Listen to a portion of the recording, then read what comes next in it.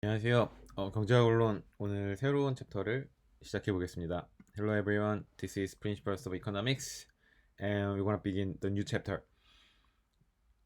I think we have three more classes before our planned midterm, and I hope we can finish this chapter so that the midterm will cover the whole part of this chapter. 중간고사 전까지 우리는 세 번의 강의 기회가 더 있는 것으로 알고 있는데요. 그 세 분 동안 이 챕터를 성공적으로 마무리해서 중간 시험에는 이 챕터까지 모두 포함되는 것이 저의 목표입니다. Of course, I will upload the practice problems for this chapter and the previous chapter as soon as possible so that you can solve all the problems before going to the classroom. 4장과 2장 연습 문제도 당연히 올려드릴 거고요. 충분한 이제 좀 시간을 두고 올려드려서 여러분들이 시험 전에 문제를 한 번씩 다 풀어보고 시험장에 들어올 수 있게끔 그렇게 할 예정입니다. 다음 주 중에 다 올려드릴 거예요. Our midterm was announced on the cyber campus. The midterm will be the face-to-face, the physical exam type, and thus you should come to the classroom, which I think you can find out the number of classroom on the cyber campus or on the portal site, the main page of the portal site. Then you can easily find out the classroom number. And I think the classroom is large enough to contain all of you guys in one classroom without the additional one for the security or the quarantine purpose. I will double check definitely with the school headquarters if we have just only one classroom for the midterm. And the midterm will be the closed book test, which means that you cannot bring it anything to your desk in the classroom without the pen or pencil or eraser or remover, something like that. You cannot use the calculator or your cell phone to calculate something because most of questions will not be too hard without the calculator. Of course, there will be some calculating problem, but the calculating process will be really easy. I mean, the purpose of that question won't be testing your ability to calculate something without the calculator. The question will ask you how you well understand the concept of some principles of economics, and the calculating part of the questions will be just supplemental things. 시험 강의실은 여러분들이 알고 계시는 그 강의실 넘버고요. 아마 포털 사이트에서 쉽게 여러분들에게 지정된 강의실에 대해서 정보를 찾으실 수 있을 겁니다. 추가로 강의실이 필요할 경우 거기에 대해서 안내를 다음 주 중에 드릴 거고요. 시험 장소로 반드시 오셔야 됩니다. 방역 수칙을 잘 지켜주셔야 되고 마스크를 쓰지 않을 경우 시험을 치르실 수가 없습니다. 그리고 시험은 클로즈드 북 테스트예요. 즉 오픈북 테스트가 아니라는 뜻이죠. 때문에 여러분들은 데스크에 아무것도 펴놓고 시험을 치르실 수 없습니다. 시험은 객관식이에요. 하지만 계산 문제가 좀 있을 수 있는데 그렇다고 하더라도 휴대폰이라든가 계산기를 사용하실 수 없습니다. 즉 어떤 전자기기도 사용하실 수는 없어요.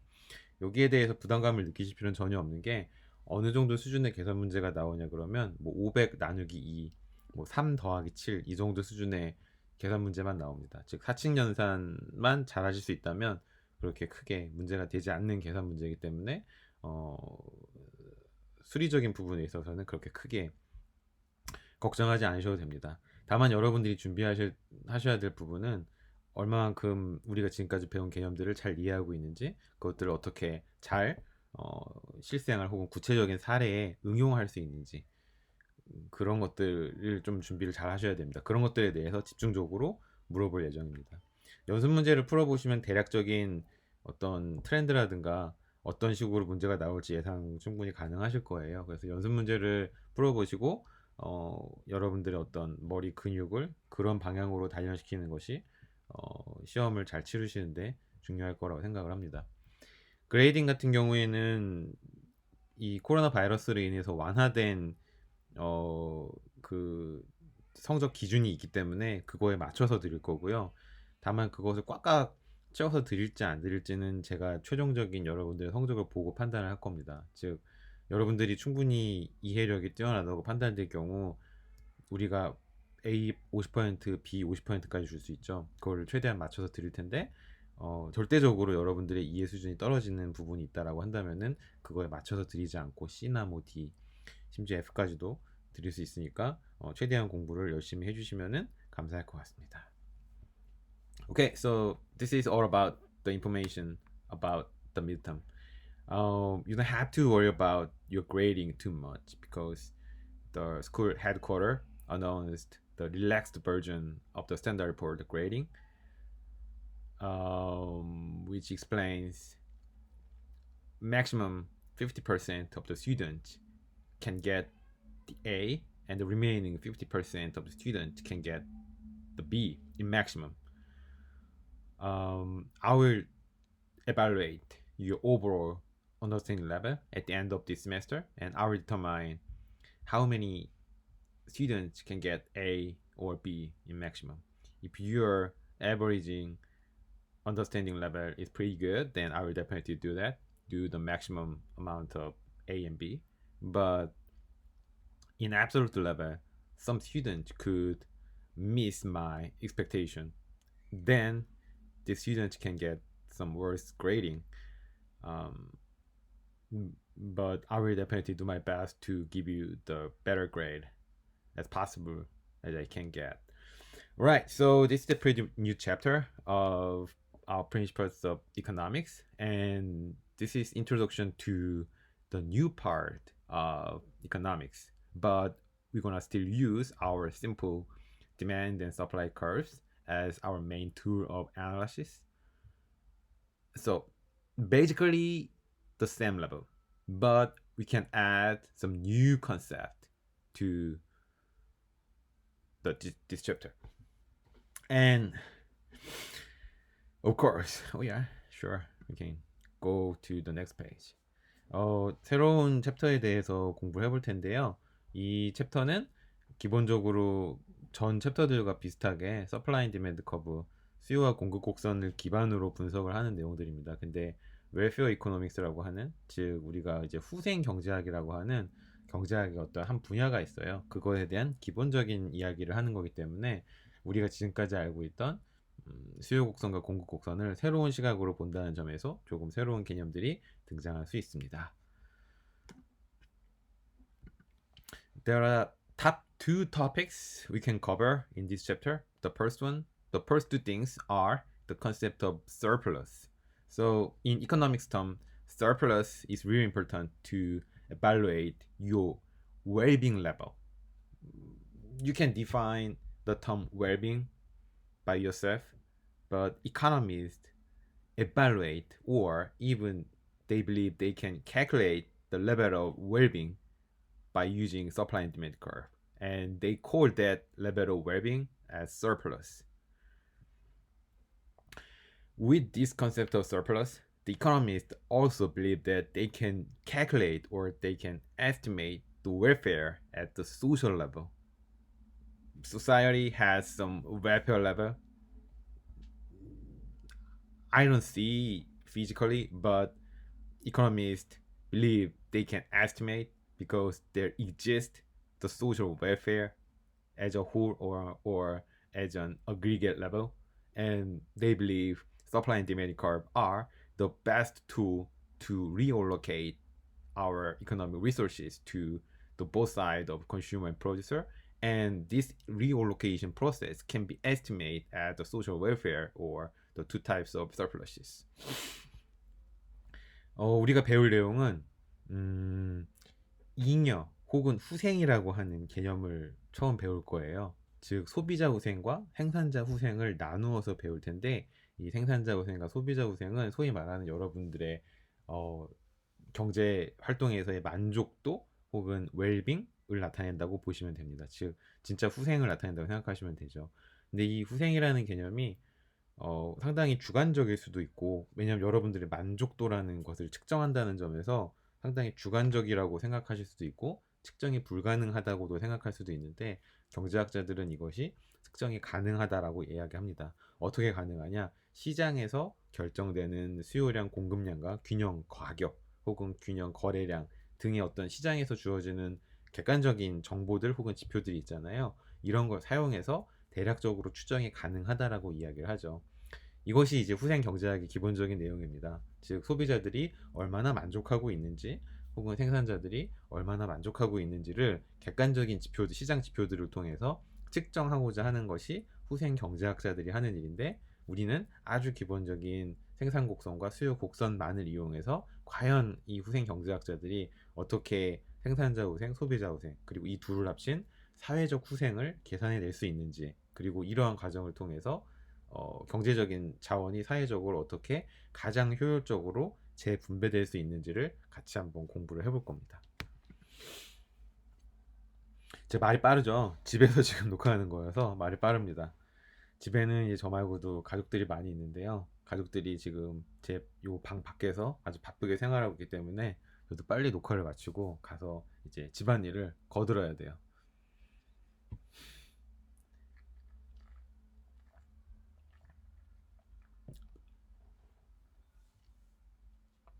So we must go back to the starting point of economics.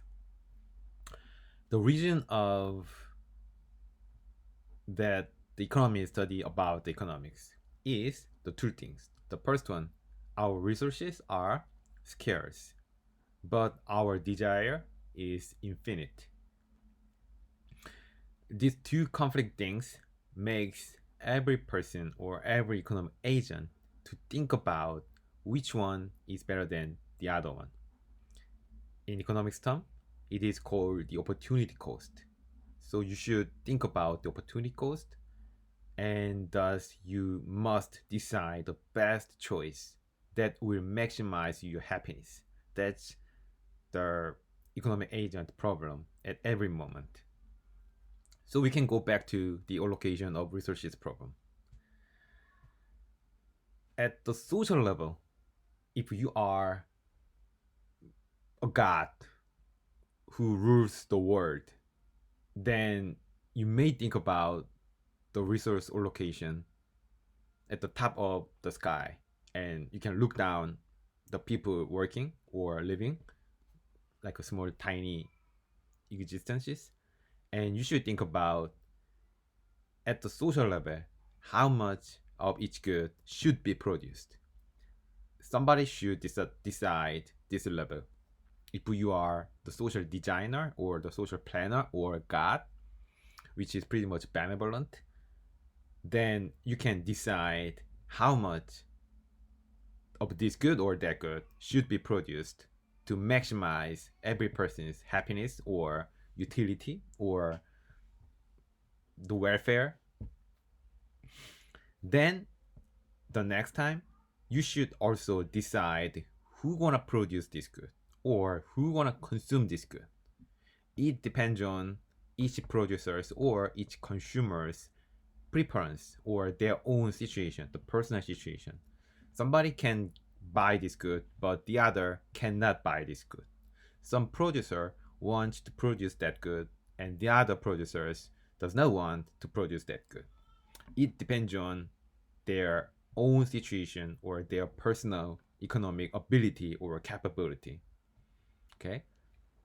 The welfare economics can be defined by a field of economics that studies how the allocation of resources affect economic agent well-being, the consumer's well-being, and the producer's well-being, or that the whole society's well-being. How to estimate or how to calculate this well-being? They're gonna use simple supply and demand curve and the market equilibrium. How? By definition. We already had the definitions of supply curve and demand curve and the market equilibrium price, and we're gonna use that definitions to calculate the economic well-being. the same thing but with some a little bit different perspective or a little bit different point of view.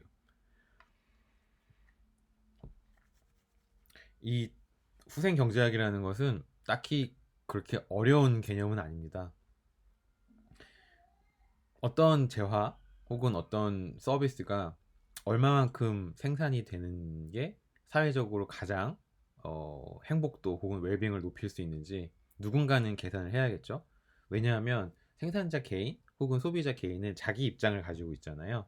자기의 어떤 특유한 어떤 환경이라든지 그런 성격 혹은 제약, 경제적인 예산 제약 혹은 선호도 이런 것들이 모두 다르기 때문에, 그리고 우리가 항상 이야기하듯이 모든 경제 주체는 이코노믹 에이전트는 이기적으로 판단합니다. 즉 나의 행복, 나의 이익이 최우선이에요. 그것을 그 누구도 비난할 수 없죠.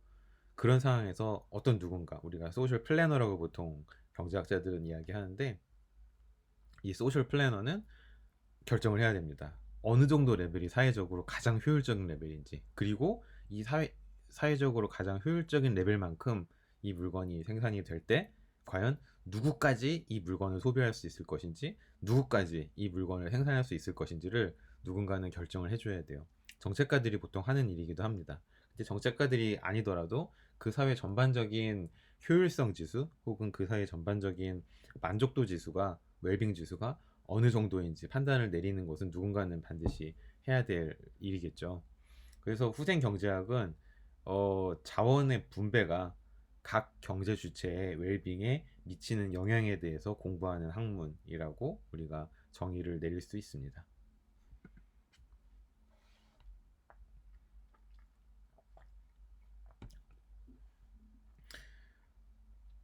지불 용의. 자, 이제 우리는 소비자 문제에만 일단 집중을 해볼 거예요. 소비자들이 어디까지 가격을 지불할 용의가 있는 것인지, 즉 이들이 가지고 있는 주관적인 지불 용의를 나타내는 것이 바로 수요 곡선입니다.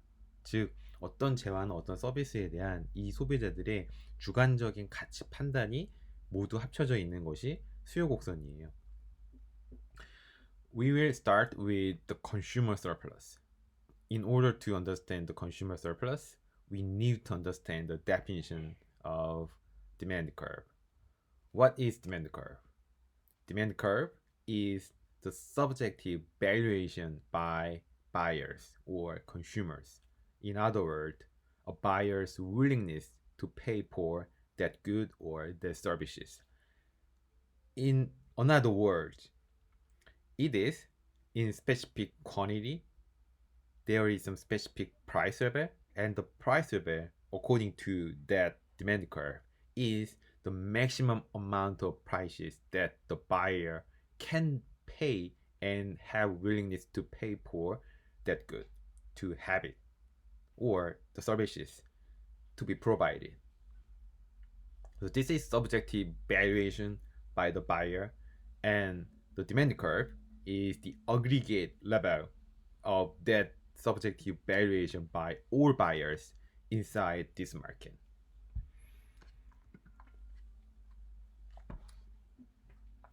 Let us exemplify the Apple's product. We have in this market 4 potential buyers. The names are Anthony, Chad, Flea, and John. If you like the rock and roll music, then and you are smart enough, then those 4 names are the names of members of very popular band. Guess what? I think Red Hot Chili Peppers, right? I could know that because I knew the name of Flea, who is one of the best bassists in our rock and roll history. And since he's the most popular member in the Red Hot Chili Peppers, so he has the highest willing to pay the $300 for the iPad. I know the Red Hot Chili Peppers are really old band. I think they came out nowhere since the early 1990s, 1995 or 1994 or something, which means that they have played rock and roll music more than for 25 years. I think they are pretty much older than you guys, for sure. So, since they are old, they still want the iPod. I believe there is really few guys in this classroom who knows well about the iPod. You guys know about the iPhone. Many of you guys are using iPhone. But before iPhone, there was the iPod. iPod is just MP3 music player. Do you guys know MP3? I'm not sure about that. Um, Before going to streaming service of musics, everyone used the MP3 file, the physical file, as an electronic version, and they have to contain these files inside some music players like iPod. And I was one of the big fan for the iPod. And these pictures are just 4 generations of the iPod. The far right version looks like the iPhone, and that's the reason why iPhone was good successor of iPod. But anyway, we have the poor guys, and they have different willing to pay, which means that they value iPod differently in the point of view of themselves. For instance, Anthony is pretty good fan for an iPod, so he can pay in maximum $250 for purchasing iPod. But John, I think the John Frusciante, the guitarist of Red Hot Chili Peppers, who gonna pay for just half of Anthony is willing to pay, $125 to buy the iPod, which means that the John undervalues iPod and Anthony is overvalue iPod. 첫 번째 예는 아이팟 시장입니다. 여러분들이 아이팟을 얼마만큼 알고 계신지 모르겠지만 아이팟은 아이폰의 조상님격인 제품이에요. 근데 왜 아이팟을 이미 생명이 끝난 아이팟을 갖고 나왔냐 하면은 여기 나와 있는 우리가 이 예에서 활용하고자 하는 4명 있잖아요.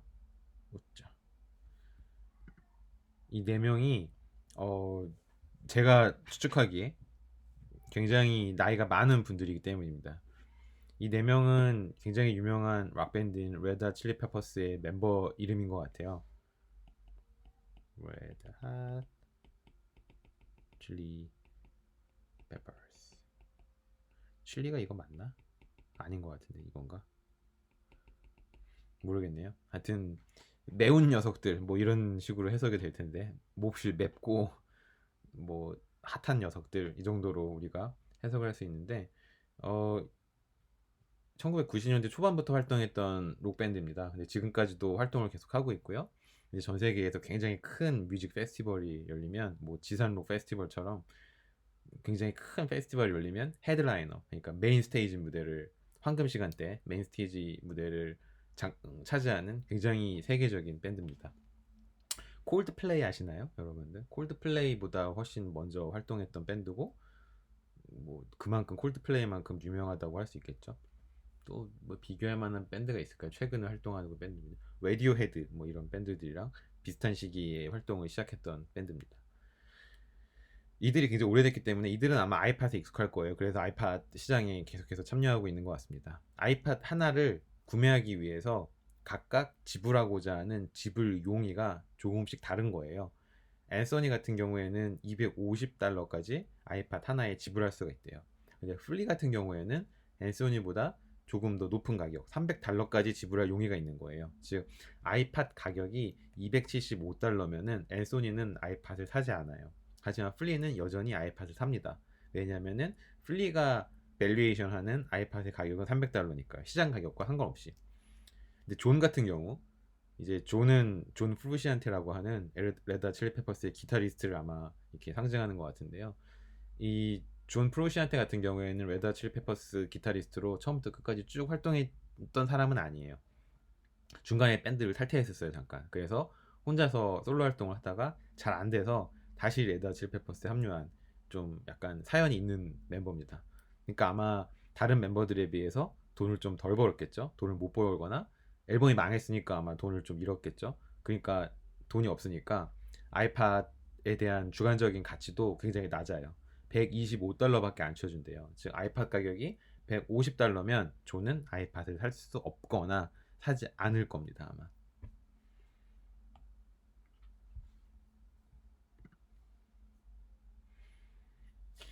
Question is pretty simple. If the price of iPad or the market price of iPad is $200, then who gonna buy this iPad? And who gonna not buy this iPad? And how many quantities of iPad will be demanded in this market?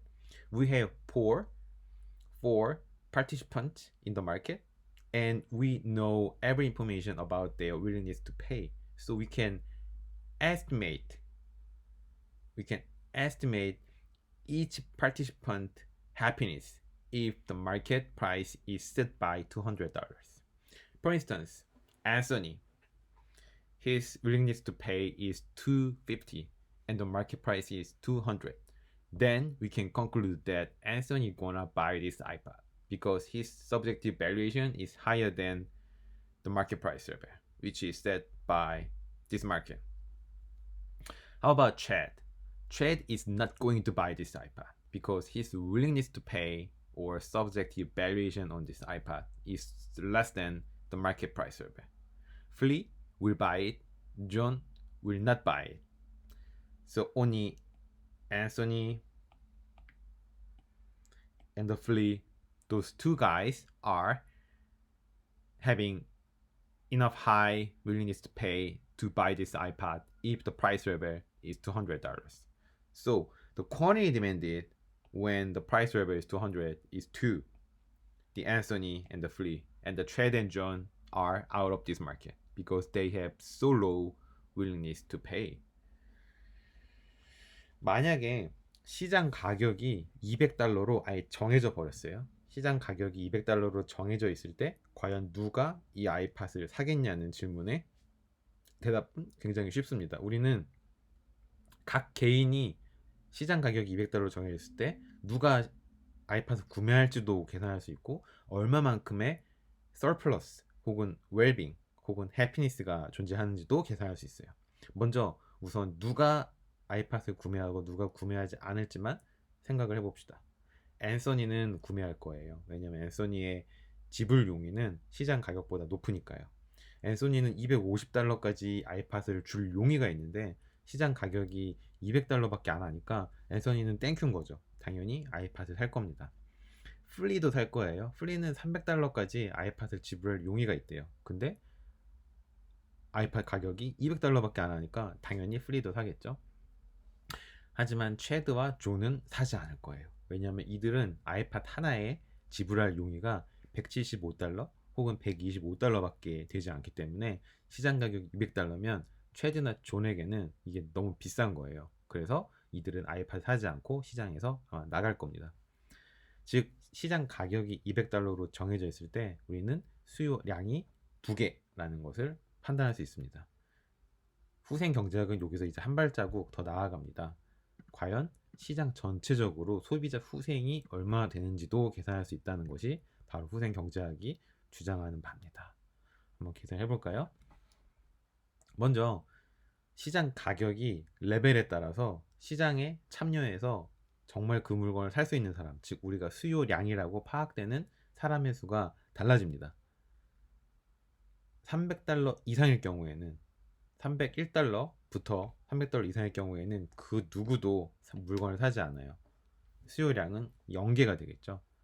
만약에 251달러에서 300달러 사이라면은 오로지 플리만 살 수 있을 겁니다. 그래서 수요량은 1개가 될 거고요. 만약에 쭉 내려가서 시장 가격이 0달러에서 125달러로 외생적으로 주어져 있다면은 존까지, 우리 가난한 존까지 이걸 살 수 있어요. 때문에 수요량은 4개가 될 겁니다. 아주 심플하게 수요 곡선의 성격을 단적으로 드러내 주는 거죠. 즉 수요 곡선은 가격이 오르면 수요량이 줄어들고 가격이 떨어지면 수요량이 늘어납니다. 그걸 그대로 지금 보여주고 있네요. with this willingness to pay schedule, we can see the main characteristic of demand curve. If market price is $300 or up, then there will be nobody who can buy this good because the maximum willing to pay is $300 by Flea, and even Flea cannot buy this good because the market price level is higher than Flea is willing to pay. So in this market, the quantity demanded is now zero. But if market price level goes down under $300 and it is between $251 and $300, then there is only one guy who are willing to pay for this iPad, which is really expensive iPad, who is Flea. So that the quantity demanded in the market is now one. At the bottom of the schedule, if the market price is going down enough under $100 and the $25, then our poor John even can buy this iPad because John's willing to pay is $125. So quantity demanded are now 4. And this is simply just demand curve. As price goes up, there is less demand. If price goes down, there is more demand. Just going down demand curve. The same thing we already knew, but with a little bit different perspective.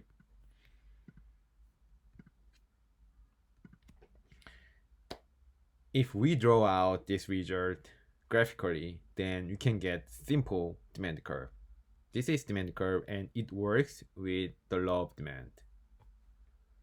Going down demand curve.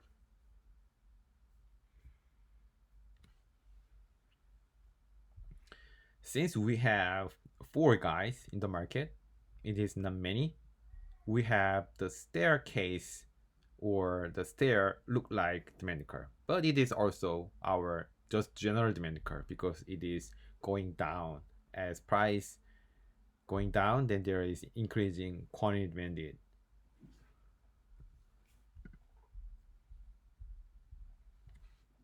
And this demand curve should be determined by each economic agent willingness to pay.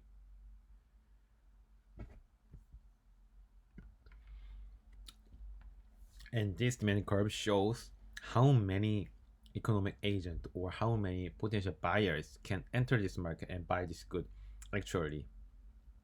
And this number of participants in the market indicates the marginal number of buyers given the market price level.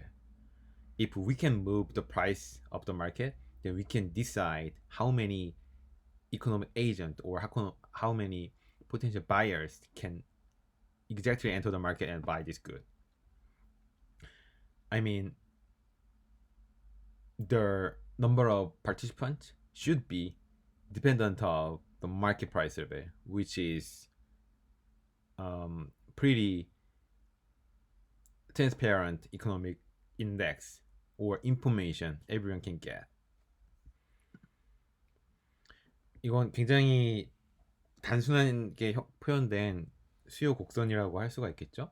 왜냐하면 우리는 그 4명의 지금 잠재적 구매자만 가지고 있으니까요. 때문에 수요량은 0개부터 4개까지밖에 안 움직이고 이렇게 계단 형태로 당연히 표현될 수밖에 없는데 어쨌든 우하향하는 모양이니까 우리가 알고 있는 일반적인 수요 곡선과 모양은 동일하다고 이야기할 수 있습니다. 근데 중요한 것은 가격이 움직이면 움직일수록, 즉 가격이 높아지면 높아질수록 시장에서 실제 물건을 구매하는 사람의 숫자는 줄어들 거고요. 가격이 떨어지면 떨어질수록 더 많은 사람들이 이 시장에 참여해서 물건을 구매할 수 있다는 거죠. 더 많은 시장 참여자가 더 높은 소비자 후생을 담보하는 것은 아니지만 우리가 나중에 소비자 후생을 정의 내릴 때 다시 한번 확인할 수 있듯이 가격이 떨어지면 떨어질수록 어떤 이코노믹 에이전트의 willingness to pay 혹은 지불 용의에서 이 균형 시장 가격까지의 거리가 멀어지면 멀어질수록 이 사람은 주관적으로 더 많이 만족하는 거예요.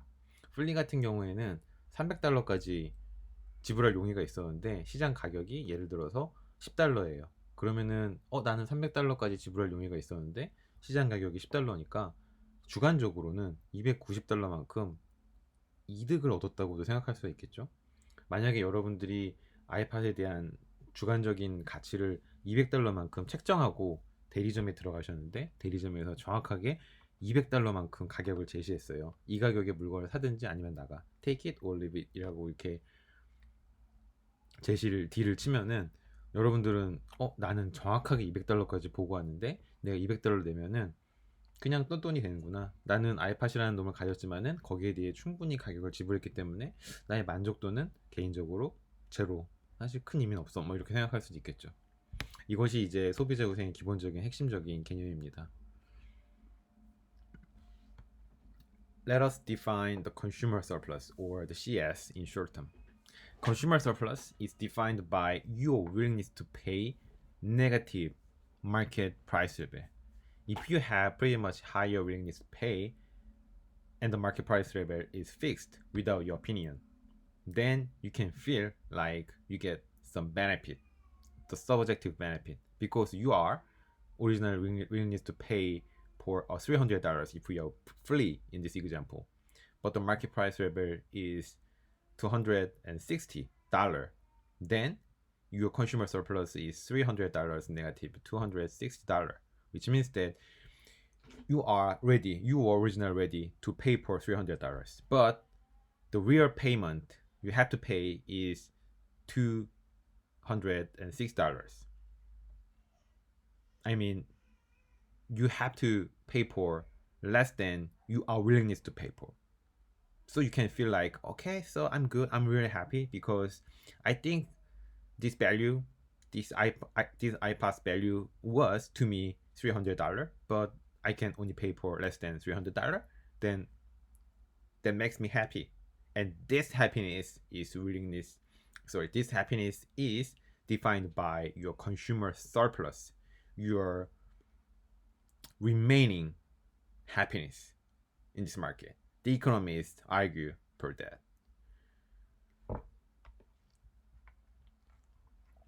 But how about the other guys in this market?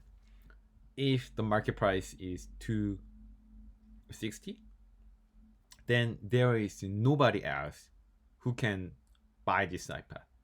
Even for Anthony, who has the second highest willingness to pay, $250, it is still lower than the market price level. So Anthony will not going to buy this iPad. It means his consumer surplus is zero. Chad consumer surplus is zero. John's consumer surplus is zero. How about the market consumer surplus? Since we have 4 economic agents and there is only one guy who actually bought this iPad if the market price is $260, so we can just calculate this fleece consumer surplus, which was calculated by the $40. So in this market, the aggregate consumer surplus in this market is $40. 소비자 후생은 어떻게 정의가 되냐 하면 여러분들이 지불하고자 하는 지불 용의에서 시장 가격을 뺀 것으로 정의가 됩니다. 예를 들어서 시장 가격이 만약 $260다 라고 하면은 플리 같은 경우에는 물건을 살 거예요. 왜냐면 플리 입장에서는 $300까지 이 아이팟에 대해서 지불할 용의가 있었거든요. 근데 시장 가격이 $260밖에 안 한다고 하니까 당연히 물건을 사겠죠. 즉 $300만큼 지불할 용의가 있었지만 실제로는 $260만큼 지불을 하지 않았으니 총 $40만큼 플리는 이득이라고 생각을 할 거예요. 그렇게 생각할 수 있겠죠? 때문에 이 40은 플리의 컨슈머 서플러스 혹은 소비자 후생이 됩니다. 이 시장에 다른 참가자가 물건을 이 아이팟을 살까요? 아마도 안 살 거예요. 앤소니, 체드, 존 모두 $260인 시장 가격보다 낮은 지불 용의를 가지고 있기 때문에 아마 물건을 사지 않을 겁니다. 즉 이 3명의 소비자 후생은 모두 0, 제로가 되겠죠. 이 시장의 전체적인 소비자 후생은 이 4명의 소비자 후생을 전부 다 합치면 되는데 시장 가격이 $260로 정해져 있다 보니까 오직 플리만 물건을 살 것이고 플리의 소비자 후생만 계산하면 되겠네요. 그래서 이 시장의 총 소비자 후생도 플리의 소비자 후생과 똑같은 $40가 됩니다. 소비자 후생을 계산하는 것은 굉장히 쉽죠. 그림으로 표현하면 다른 것 같아요. 즉 이거를 그래픽으로 어떻게 잘 표현하는지 그걸 잘 이해하는지가 굉장히 중요합니다. 이 수요 곡선 상에서 1번 첫 번째 수요량 0에서 1까지 이 구간에는 오직 플리만 물건을 삽니다. 시장 가격이 $260로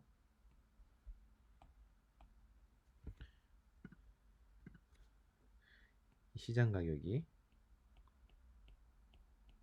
$260예요. 시장 가격이 $260로 셋되어 있다면 앤서니도 물건을 못 사요. 요거는 앤서니의 willingness to pay잖아요. 때문에 오직 한 명의 수요자만 존재하고 이 한 명은 바로 플리인데 플리는 $300만큼 물건을 사고 싶다고 했으니 즉 플리는 $300만큼 물건을 사고 싶은데 시장 가격은 $260이니 이 차이만큼 이 차이는 1 곱하기 300 마이너스 260이라고 할 수 있겠죠. 즉 총 $40만큼 플리의 소비자 후생이 발생을 하는 겁니다. 면적으로 표현이 가능하겠네요. 그쵸? Representing consumer surplus geographically is really important. At our first marginal quantity demanded, which should be the fleece one, is $300 in terms of willingness to pay. And if the market price is set by $260, then there will be only one guy who's gonna buy this iPad, who is the flea. And flea's willingness to pay was $300, but the market price level is $260 only. So flea's consumer surplus is $300 negative $206 times 1 because there is only one guy who's gonna pay for this iPad. Given the information of willingness to pay of each economic agent.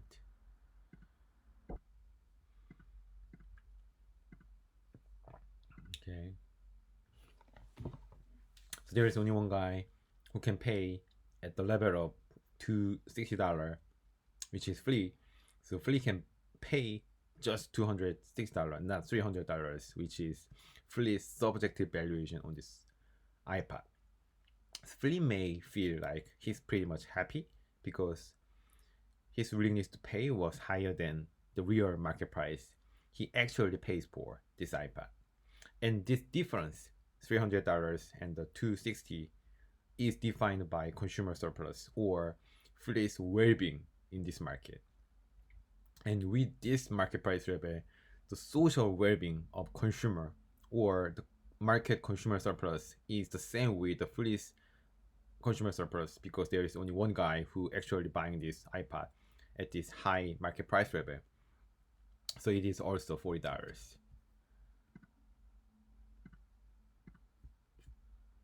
If the price is going down to $220, then now we have the two guys who can actually buy this iPad, the Flea and the Anthony.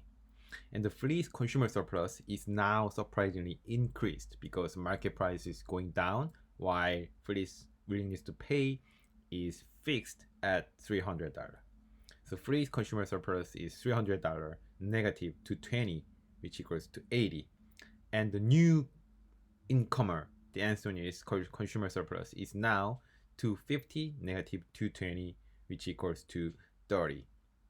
Total consumer surplus in this market is $80 for Flea and $30 for Anthony. So $110 is consumer surplus in this market. The one thing we know about this new result is that as market price going down, then there is a new guy, the Anthony's willingness to pay or the consumer surplus is now created, and also the existing economic agent participating in this market, the Flea's consumer surplus is now increased. Okay, that's pretty much important thing you should understand. 만약에 시장 가격이 하락하게 되면은 이 시장의 소비자 후생에는 어떤 변화가 있을까요? 기존의 시장에 참여하고 있던 플리의 경우에는 지불 용의가 $300로 고정되어 있는데 시장 가격이 260달러에서 220달러로 40달러 하락했어요. 그렇다면은 플리의 컨슈머 서플러스, 플리의 소비자 후생도 300에서 220을 뺀 80달러로 증가합니다. 40달러에서 80달러로. 이게 첫 번째 중요한 변화고요. 두 번째 변화는 220달러로 시장 가격이 낮아졌기 때문에 250달러만큼의 지불용의를 갖고 있던 앤서니도 이제 시장으로 들어와서 물건을 살 수 있게 됐어요. 즉 앤서니의 경우에는 250달러에서 220달러만큼을 뺀 30달러만큼의 소비자 후생을 새롭게 가지게 된 거죠.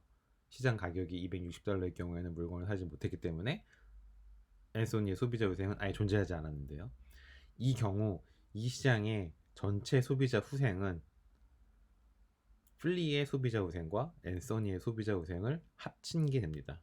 즉 80달러와 30달러를 더해서 총 110달러만큼이 바로 이 시장의 소비자 후생이 될 것이고, 이것을 그래프로 표현하면 정확하게 수요 곡선에서 시장 가격을 뺀 부분의 면적으로 표현이 될 겁니다. 이게 굉장히 중요한 또 다른 포인트입니다.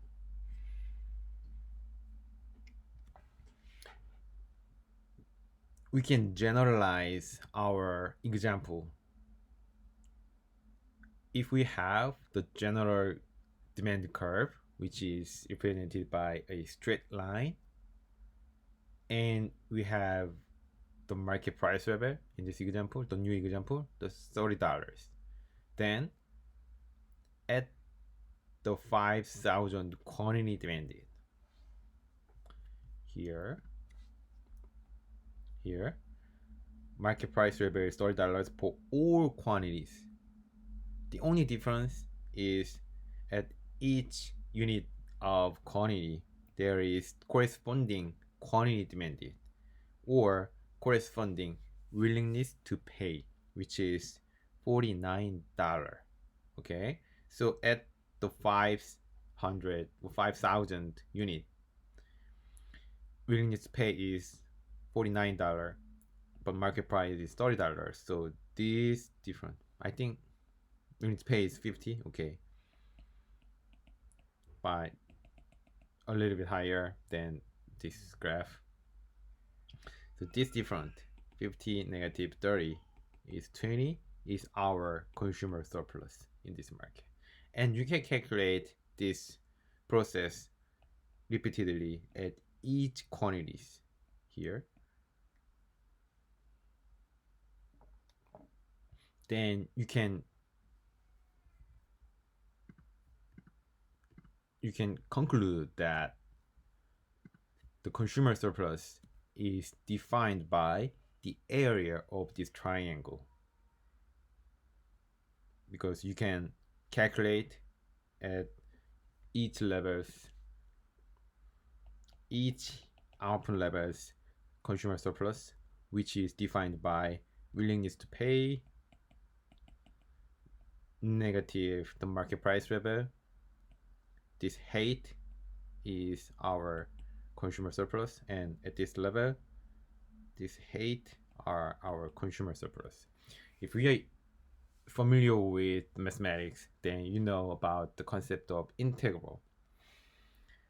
And consumer surplus is integral of this rectangular from the 0 point to the point where market price, and the willingness to pay of this demand curve is the same. After this level, there is no consumer surplus because willingness to pay is now smaller than the market price level.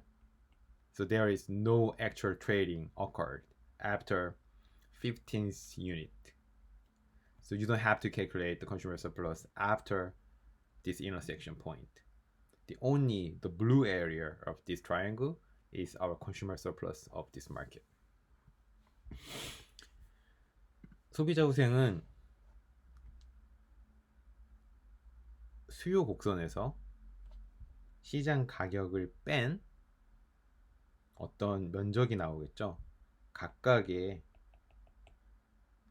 수요량에서 소비자 후생을 어떻게 정해내냐 그러면 여러분들의 willingness to pay, 지불용에는 수요 곡선으로 표현이 돼요. 여기서 시장 가격을 뺀 이 차이로 소비자 후생이 정의가 됩니다. 근데 각각의 모든 아웃풋에 대해서 여러분들은 다 이 높이, 이 차이를 구할 수 있겠죠?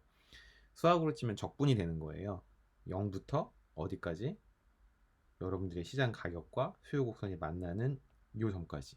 요 이후로는 계산할 필요가 없어요. 왜냐하면 소비자 후생의 정의에 의해서 오로지 지불 용의가 시장 가격보다 클 때만 이 소비자 후생이 정의가 되기 때문에, 만약 이 이후는 시장 가격이 소비자 후생보다 오히려 더 큽니다. 때문에 아무런 거래가 실질적으로 발생을 하지 않겠죠. 때문에 이 이후 부분에 대해서는 계산해 줄 필요가 없고, 이 이전 부분 0개에서부터 15개까지만 계산을 해주시면 됩니다. 적분값이라고 생각하면 어려울 수 있기 때문에 쉽게 생각하시면은 이 두 시장 가격과 수요 곡선이 만나는 점까지, 이것이 밑변이 될 것이고, 거기까지 높이, 이것이 높이가 되니까 밑변 곱하기 높이 나누기 2, 삼각형의 면적을 구하신다고 생각하면 쉬워요. 여기까지 이해가 되시나요?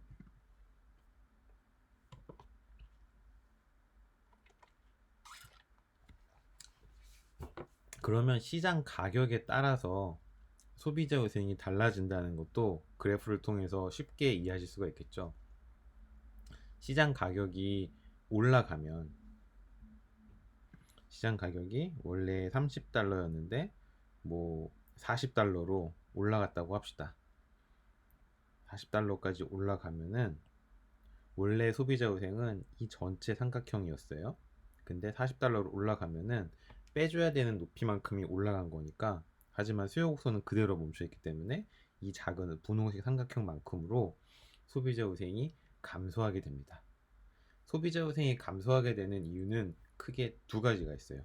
하나는 녹색 삼각형만큼, 즉 가격이 올라갔기 때문에 기존에 존재하던 소비자들이 가지고 있는 지불용의에서 가격을 뺀 소비자 후생이 감소하는 그 이유가 하나 있을 것이고, 두 번째 이유는 가격이 올라감으로 인해서 물건을 살 수 있는 사람의 수 자체가 줄어든 거예요. 즉 수요량 자체가 15개에서 10개로 줄어드는, 이 두 효과가 합쳐져서 전체적인 시장에서의 소비자 후생이 감소하게 됩니다.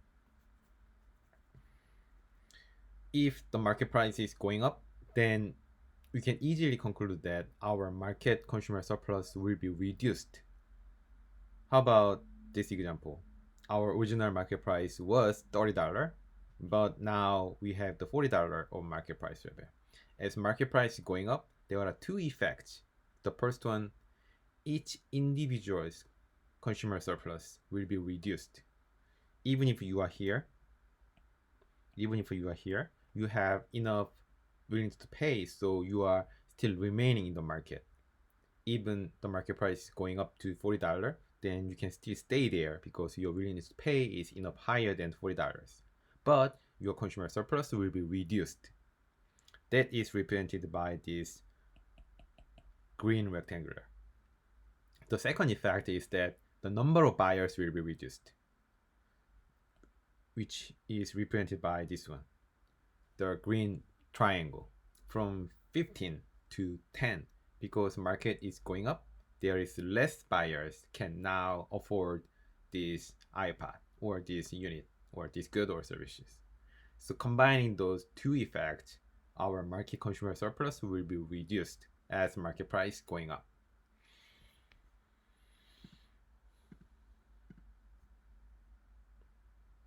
Okay, so this is the end of the consumer surplus, and we can stop here. Then we can continue with the producer surplus in the next time. Thank you so much for watching this video. Bye.